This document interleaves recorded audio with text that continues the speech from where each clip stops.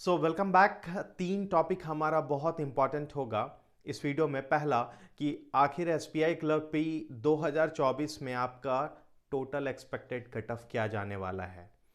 दूसरा कि जो हमारा आज 12 जनवरी को कुछ शिफ्ट हुआ और इससे पहले भी 3 दिन के एग्जाम में जो शिफ्ट हुआ था उसमें क्या क्या फ्लक्चुएशन देखने को मिला, कितना नॉर्मलाइजेशन का एक्सपेक्टेशन रहेगा।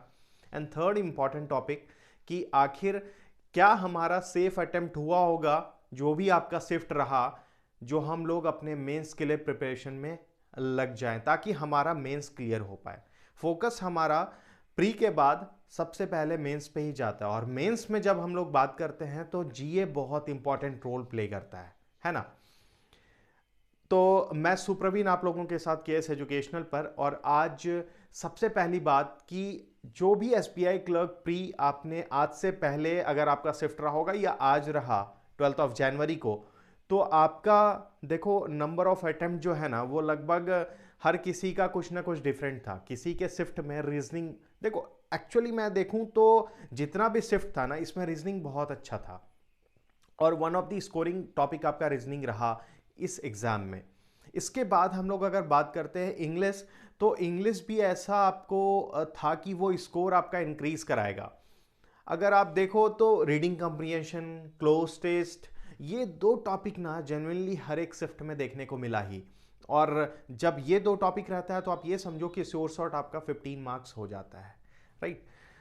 उसके बाद अगर आप क्वांट पे बात करते हो तो देखो क्वांट थोड़ा सा सिंप्लीफिकेशन में आपने देखा होगा कि आपको ट्रिकी लगा होगा या फिर टाइम कंज्यूमिंग था, बट ओवरऑल देखो तो डीआई का पोर्शन हो गया या अरिथमेटिक का पोर्शन हो गया, स्कोरिंग था। ऐसा नहीं कि स्कोरिंग नहीं था, लेकिन थोड़ा सा मैं बोलूं कि आपके इन दोनों टॉपिक के कंपैरिजन क्वांट उतना स्कोरिंग नहीं रहा, बट किसी किसी का मैंने देखा अटेम्प्ट बहुत अच्छा था क्वांट में। तो देखो मैं ओवरऑल अगर आपको बताऊं कि अपने पूरे शिफ्ट में क्या क्या परफॉर्मेंस रहा पूरे एसबीआई क्लर्क प्री का, तो देखो रीजनिंग में लगभग सारे का अटेम्प्ट ना 28 to 30 के बीच का है और रहना भी चाहिए, तभी आपका प्री में स्कोर इंक्रीज होगा। जिनका प्री में रीजनिंग में अगर 30 प्लस क्रॉस कर जाता है उसका चांसेस देखो बहुत ज़्यादा बनेगा। ओवरऑल इंग्लिश में भी लगभग आपका 20, 22, 22, 25 का आपका नॉर्मल एवरेज अटेम्प्ट रहा है स्टूडेंट्स का।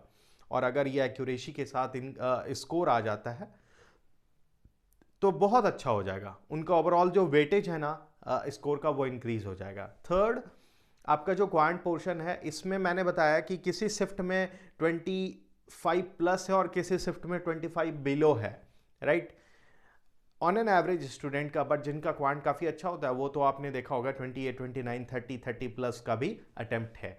तो देखो मैं एवरेज अगर बात करता हूं तो आपका 70 प्लस सब कोई अटेम्प्ट लगभग लेके आ रहे हैं। और देखो बहुत ज़्यादा हवा में भी नहीं जाना चाहिए क्योंकि ये एसबीआई क्लर्क प्री है।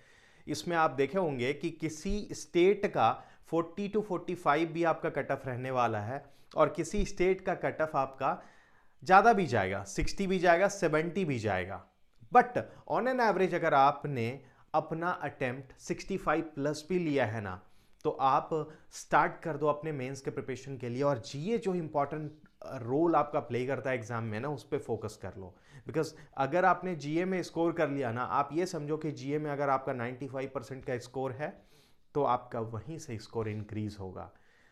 सो ये टॉपिक पे अगर आप फोकस कर रहे हो अपने मेंस के लिए, अगर आप फोकस करते हो तो जीए आपका इंपॉर्टेंट रोल प्ले करेगा। और 65 अगर आपने क्रॉस किया है ना एसबीआई क्लर्क प्री के एग्जाम में तो आप लग जाओ मेंस के लिए। बिकॉज मैं बोलूँ कि कुछ ऐसे नॉर्थ ईस्ट के स्टेट हैं या फिर आप बहुत ज़्यादा नहीं देखोगे, मैं बोलूँ महाराष्ट्र रीजन में ही आप देख लो तो जो कट ऑफ है ना वो हमारा कम रहता है, ऑन एन एवरेज 50-55 तक जाता है। तो ये एक्सपेक्टेशन हमारा होना चाहिए कि पॉजिटिव हम हैं और हमारा जो फोकस है वो अब मेंस की तरफ है।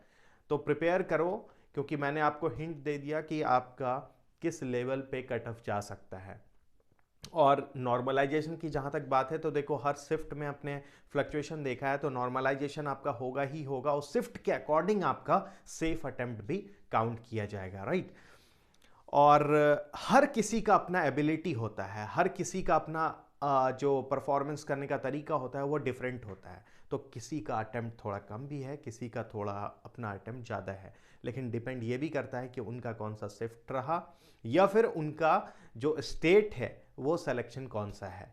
तो इन सारे चीज़ों पे हमारा ओवरऑल कट ऑफ का एनालिसिस निर्भर करता है और इसके बाद हम लोग वेट करते हैं कि कब हमारा प्री का रिजल्ट आएगा। But before that you are suppose to start the preparation for your mains, because बहुत कम टाइम बचा है माय डियर फ्रेंड्स। तो स्टार्ट कर दो, मैं उम्मीद करता हूँ कि आप लोग ज़रूर ये चीज़ करोगे, राइट।